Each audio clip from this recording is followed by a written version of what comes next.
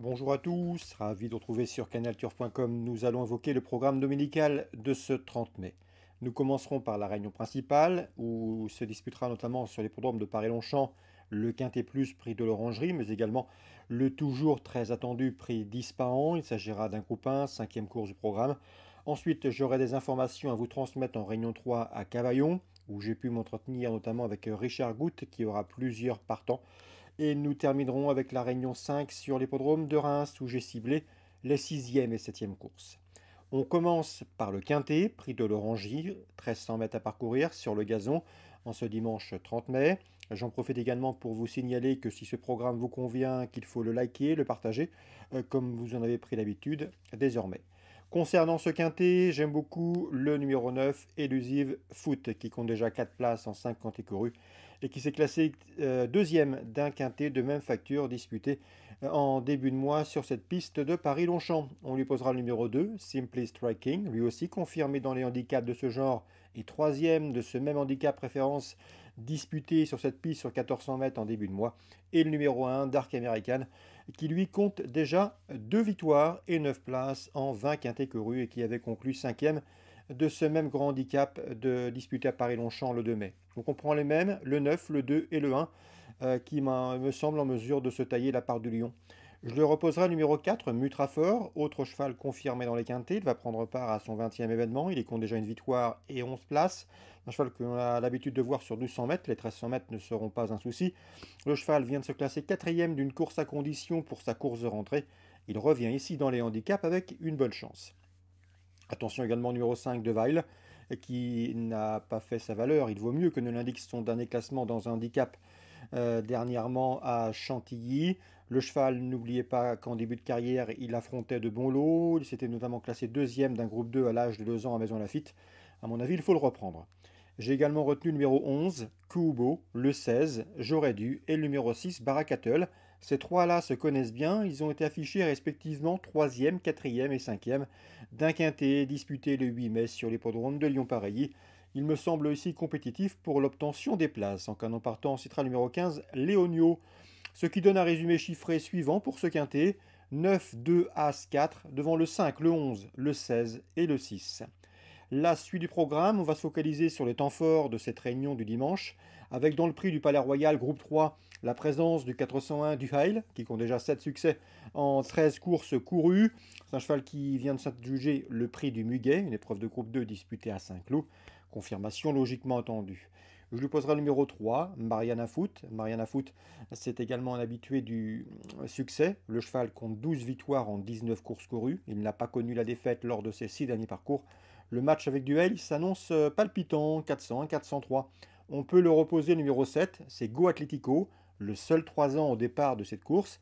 Un Go Atletico qui avait terminé deuxième du Critérium de Maison Lafitte au mois d'octobre et qui en dernier lieu pour sa rentrée s'est tracé troisième d'une listed disputée sur ce parcours des 1400 mètres de Longchamp.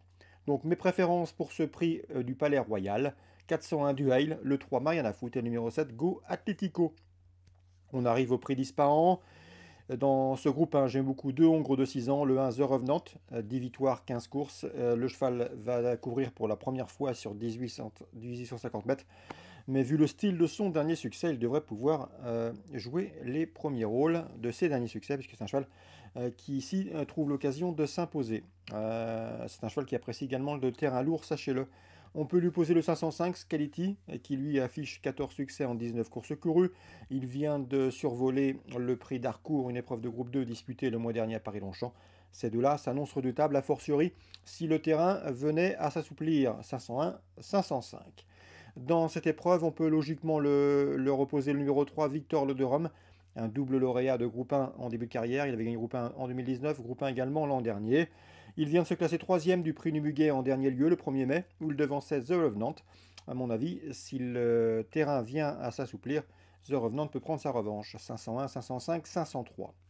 On passe maintenant à Cavaillon, c'est la Réunion 3. La première, je vous recommande le 106 Gypsy Venezi, qui a vraiment pas mal d'atouts dans son jeu. Une forme avérée, un bon engagement au premier poteau. Le cheval sera pieds nus. Sa forme est optimale. Bref, ici, ce 106 s'annonce redoutable. On va parler également des pensionnaires de Richard Goutte. Dans la deuxième, il laisse compte des bons comportements des deux I. Le 6 à savoir Incredible Go et le 7 idéal du midi, qui d'après lui peuvent lutter pour les places malgré des numéros en dehors derrière les ailes de l'autostart. Ce sont deux chevaux en forme, compétitifs à ce niveau. Richard Goutte confiant également avec le 403 Flash de Ginet, l'engagement est idéal, on devrait en tirer profit. On peut lui poser le 402 Gawani du Bocage, qui retrouve la piste sur laquelle il a signé son dernier succès, 403-402. Richard Goutte m'a parlé également bien du 804 Gentil Coco. Le cheval avait été acquis à réclamer l'an dernier. Depuis, il leur apporte de vives satisfactions. Il reste sur une série de bons résultats. L'engagement est bon. Le cheval est facile à driver, sympa, pratique, maniable. Bref, ici, il devrait une nouvelle fois terminer sur le podium. Ce sera d'ailleurs la préférence de tous ses partants au cours de cette journée. Il m'a également parlé de son autre protégé, le 806 Garde rapproché, qui vaut mieux que ne l'indiquent ses dernières prestations. Avec elle, c'est simple, il faut patienter et venir finir, préserver sa pointe de vitesse finale. C'est de cette manière qu'elle est la plus performante. Une tactique qui comporte parfois des aléas, mais si elle a le bon parcours, elle peut venir finir fort et pourquoi pas terminer sur le podium à une cote intéressante. Je le reposerai toutefois le 810, Go With It. Le cheval est pieds nus en forme. Rémi Mourlon m'en a toujours dit le plus grand bien, c'est un cheval de qualité. Il lui faut des courses rythmées, c'est un bon droitier, il possède une bonne pointe de vitesse finale. Attention à lui, à mon avis, il a le potentiel pour mettre tout le monde d'accord. La cote sera sans doute intéressante. Donc la 8e, 4, 6 et 10. On passe à Reims, Réunion 5. Dans la 6e, j'aime beaucoup le 610, c'est Image de Brique qui a débuté correctement deuxième pour ses premiers pas publics à Arras. À mon avis, son jour est proche. Tout comme le 11, c'est Hyron Derac qui avait également terminé deuxième en débutant à Saint-Omer avant d'être disqualifié plus récemment à Amiens. Il faut le reprendre. Le cheval doit avoir la peinture d'une course comme celle-ci, 610-611. Je termine avec la 7e puisque j'ai pu m'entretenir en fin de semaine dernière avec Gilles Delacour. Il m'a dit que le 711 Esimède était bien, la jument est en forme, c'est un bel engagement pour elle. C'est une bonne droitière. Ici, on effectue un déplacement ambitieux dans l'écurie de la cour avec le 711 Esimède. Voilà pour les infos de ce dimanche 30 mai. Excellent jeu à tous, bonne journée et on se retrouve désormais très bientôt sur canalturf.com.